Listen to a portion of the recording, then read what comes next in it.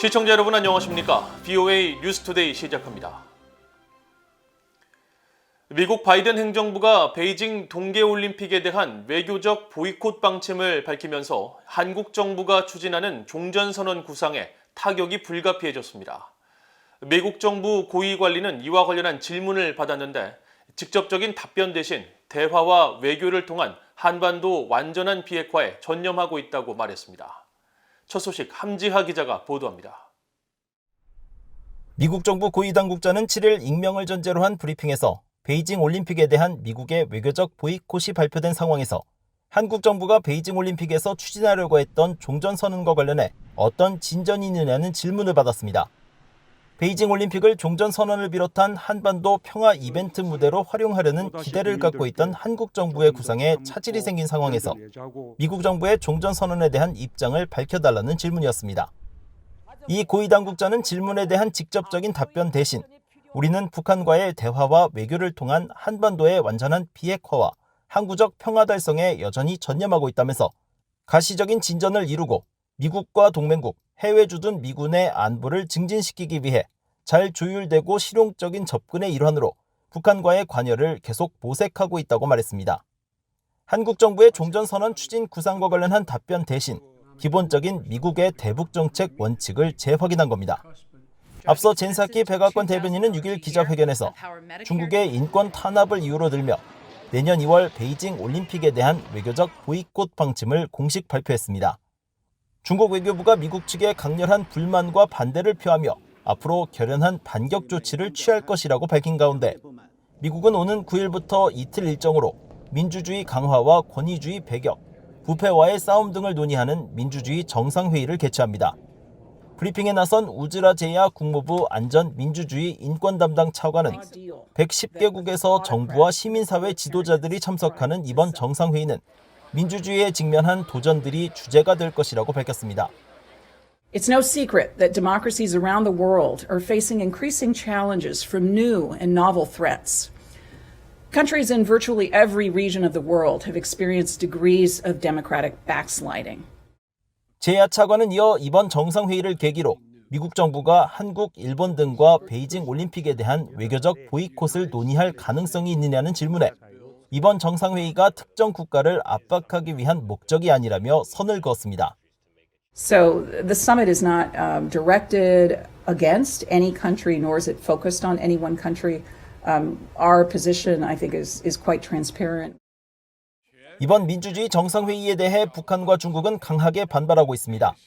북한 외무성은 미국은 민주주의에 대해 논의할 초보적인 자격조차 없는 나라라고 주장하며 미국을 비난했고 중국은 러시아와 함께 이번 정상회의가 냉전 사고방식의 산물이라는 입장을 밝히며 반발했습니다.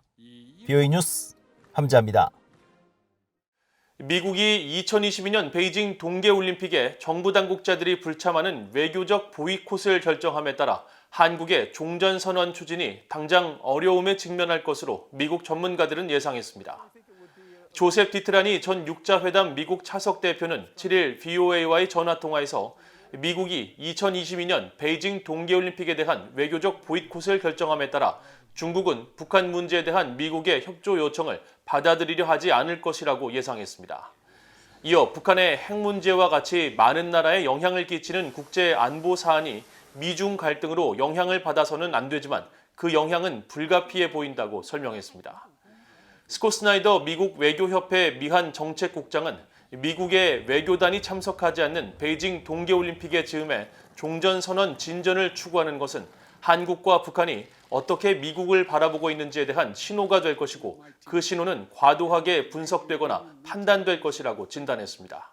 그러면서 그런 신호는 한국과 북한의 미래가 미국의 영향력보다는 중국의 영향력 아래 있다는 인상을 주고 상황을 복잡하게 만들 것이라면서 현재로서는 종전선언 추진이 단기적으로 상징적인 이익을 줄 수는 있지만 잠재적으로는 외교적인 손실이 클 것이라고 분석했습니다. 조엘 버웰 주일 미국 육군사령관은 미국 국방장관과 함께 참석한 연례 포럼에서 북한과 중국, 러시아의 위협에 대응해 통합 대공미사일 방어를 강화해야 한다고 밝혔습니다. 또 이들 나라는 규칙에 기반한 국제질서에 모순되게 행동하는 집합적 위협이라고 지적했습니다. 이조은 기자가 취재했습니다. 조엘 보엘 주일 미 육군사령관은 7일 미국 국방 전문 매체 디펜스원이 주최한 연례 국방포럼 2022년 전망회의에서 통합 방어 역량 강화의 중요성을 강조했습니다. 특히 북한과 중국, 러시아의 영내 위협이 커지고 있다면서 이들 나라들의 움직임은 미국을 인도태평양 북부 지역에서 제외하거나 미군 또는 일본군을 표적으로 삼을 수 있다고 지적했습니다. I think we would need a little bit more defensive capabilities because every day China's building more capabilities. North Korea is developing more of their program for nuclear capabilities. And then Russia has an intention to keep us out of the region too. So I believe they're looking at the same thing with producing more coastal defense cruise missiles that would keep us out of the northern parts of the Indo-Pacific potentially. 보웰 사령관은 특히 이런 위협에 대응한 미국의 방어 역량이 현재로선 충분하지 않다며 주일 미군 사령관으로서 통합대공 미사일 방어 역량 강화를 위해 싸울 것이라고 강조했습니다. 보웰 사령관은 이어 과거와 달리 현재 주일 미군의 초점은 북한과 중국이라면서 특히 북한의 경우 미사일 방어에 중점을 두고 있다고 강조했습니다. In the last decade or so, with North Korea's capabilities to test and launch sea, air, and intercontinental ballistic missiles and threaten the region, there's been much more of a focus on what that deterrence needs to be to include ballistic missile defense with Japan as one mission.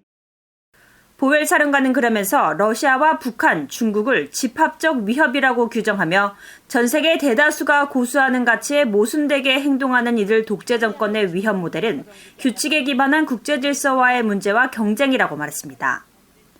이날 포럼에 참석한 로이드 오스틴 국방장관은 중국이 군 현대화를 위해 매우 빠르게 움직이고 있다고 지적했습니다.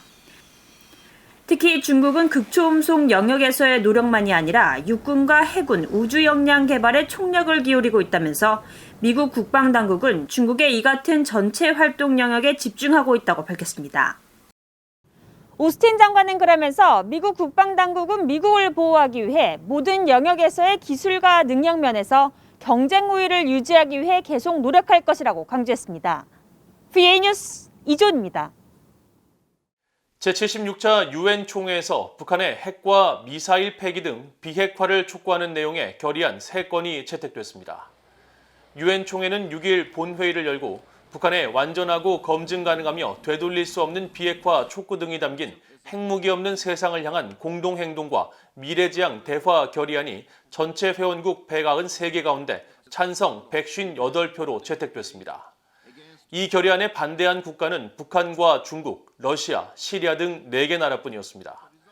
이어 포괄적 핵실험 금지 조약 결의안은 찬성 182표, 기권 3표로 처리됐으며 유일한 반대국은 북한이었는데 이 결의안은 북한이 안보리 결의 위반인 핵실험을 6차례 실시한 데 대한 규탄과 북한의 완전한 유엔 안보리 결의 준수를 촉구했습니다. 또 찬성 140표로 처리된 핵무기 없는 세계를 향한 결의안은 핵무기 프로그램의 현대화와 핵 보유국들의 완전한 핵무기 철폐가 있을 때까지 군사와 안보 개념, 정책 등에서 핵무기 감축과 관련한 구체적 조치를 취할 것을 촉구하는 내용입니다.